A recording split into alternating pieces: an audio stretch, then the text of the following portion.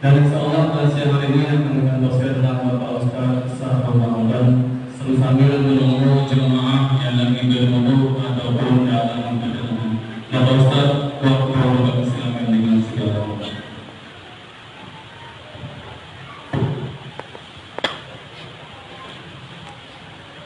Bismillahirrahmanirrahim. Assalamualaikum warahmatullahi wabarakatuh. Alhamdulillah nasta'inuhu wa nastaghfiruhu wa na'udzu billahi min shururi anfusina wa min sayyiati a'malina may yahdihillahu fala mudilla lahu wa may yudlil fala hadiya lahu. Asyhadu an la ilaha illallah wahdahu la syarika lahu wa asyhadu anna Muhammadan abduhu wa rasuluh. Allahumma sholli ala sayyidina Muhammad wa ala alihi wa ashabihi wa man tabi'ahum bi ihsan ila yaumiddin. Faqala Allah Ta'ala fil Qur'anil Karim, a'udzu billahi minasy syaithanir rajim. Laqad khalaqnal insana fi kabad. Sallallahu alaihi. Jamaah salat zuhur yang dimuliakan oleh Allah Subhanahu wa taala, wajib bagi kita untuk bersyukur kepada Allah Subhanahu wa taala dengan memperbanyak mengucapkan alhamdulillahirabbil alamin. Kemudian bersolawat kita kepada baginda Rasulullah sallallahu alaihi wasallam dengan ucapan Allahumma sholli ala sayyidina Muhammad wa ala ali sayyidina Muhammad. Mudah-mudahan dengan solawat kita berharap memperoleh syafaatnya di yaumil akhir kelak. Amin ya rabbal alamin. Baiklah Bapak Ibu jamaah salat zuhur yang dimuliakan oleh Allah Subhanahu wa taala, judul untuk kita pada siang yang berbahagia ini yaitu jangan mengeluh. Jamaah salat zuhur yang dimuliakan oleh Allah Subhanahu wa taala, di dunia ini banyak sekali orang yang mengeluh karena tidak memiliki harta. Ada orang yang mengeluh karena situasi saat ini sulit sehingga dagangan sepi dari pembeli. Ada juga orang yang mengeluh ingin mendapatkan jodoh istri. Ada juga orang yang mengeluh yang sudah punya istri ingin menambah istri lagi.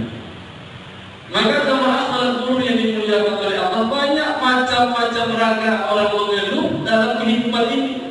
Mengeluh masalah keluarga, mengeluh masalah-masalah lainnya.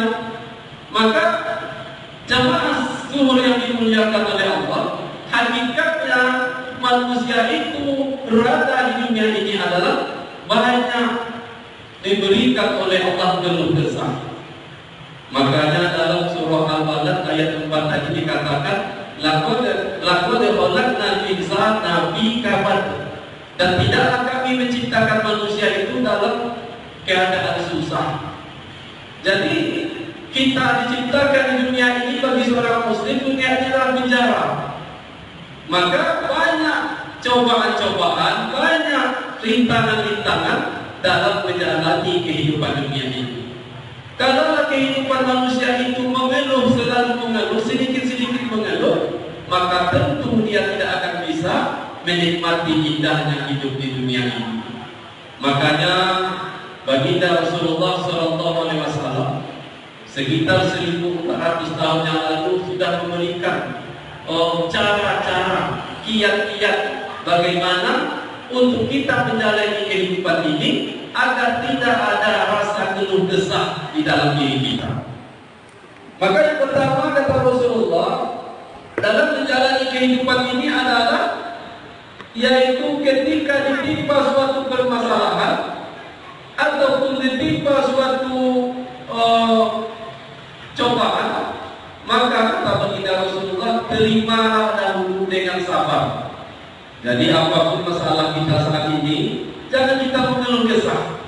Karena di dalam Al-Quran itu tidak ada ayat untuk berkeluh kesah. Maka yang dikatakan baginda Rasulullah, terima dengan sabar. Terima dengan sabar itu apa maksudnya? Terimalah masalah itu dengan sabar dan yakinlah masalah itu datangnya dari Allah dan ada solusi nantinya yang akan diberikan oleh Allah Subhanahu wa taala.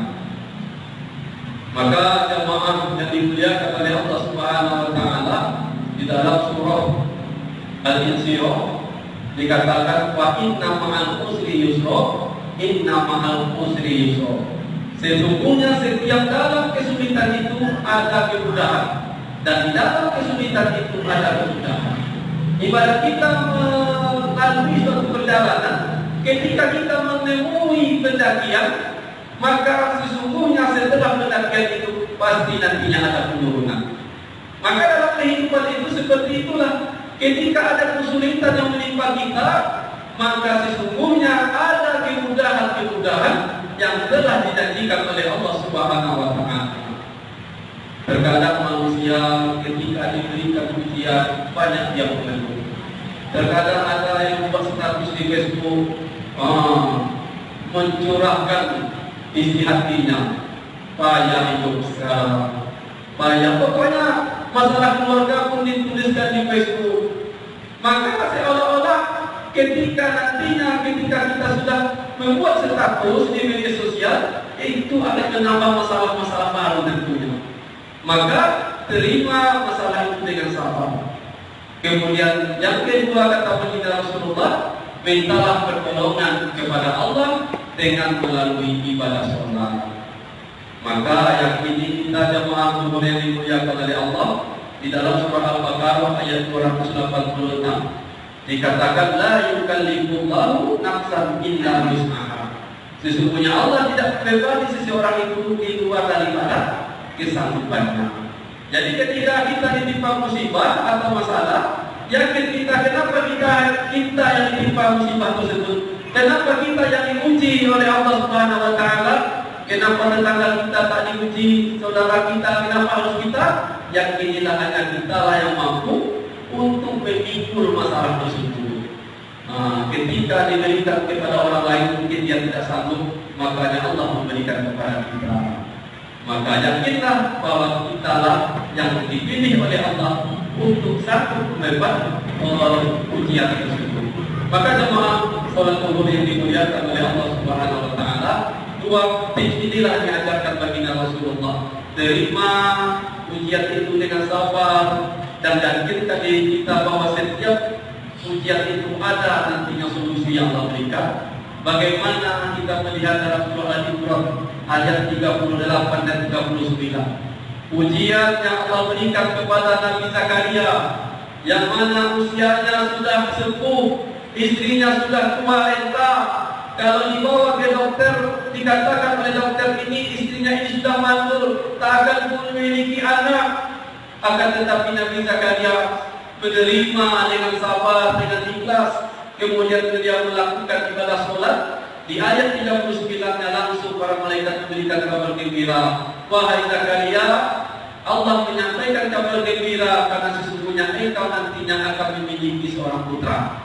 Dan langsung Allah memberikan namanya yaitu Nabi Yahya alaihissalam. Maka jemaah salat zuhur yang dimuliakan oleh Allah, kalau sama Allah tidak ada yang tidak mungkin. Yang intinya kita melaksanakan perintah-perintahnya Allah. Kemudian jangan ada keluh kesah, karena sesungguhnya semua itu telah ditakdirkan oleh Allah Subhanahu wa taala. Maka jemaah salat zuhur yang dimuliakan oleh Allah Subhanahu wa taala, maka dari itu dua tips inilah, yaitu sabar dan terima, kemudian minta penyelesaian dengan melaksanakan sholat. Mudah-mudahan apa yang disampaikan ini menambah keyakinan kita, ketakwaan kita kepada Allah Subhanahu wa taala, sehingga kita bisa melalui ujian-ujian hidup ini. Karena yang namanya manusia yang hidup tentu ada ujian. Kalau bahkan orang yang sudah mati nantinya ada ujian nantinya di alam kuburnya. Inilah yang akan disampaikan, mudah-mudahan bermanfaat. Tutup dengan doa. Subhanallahumma wa bihamdika asyhadu an la ilaha illa anta wa atubu ilaik. Assalamualaikum warahmatullahi wabarakatuh.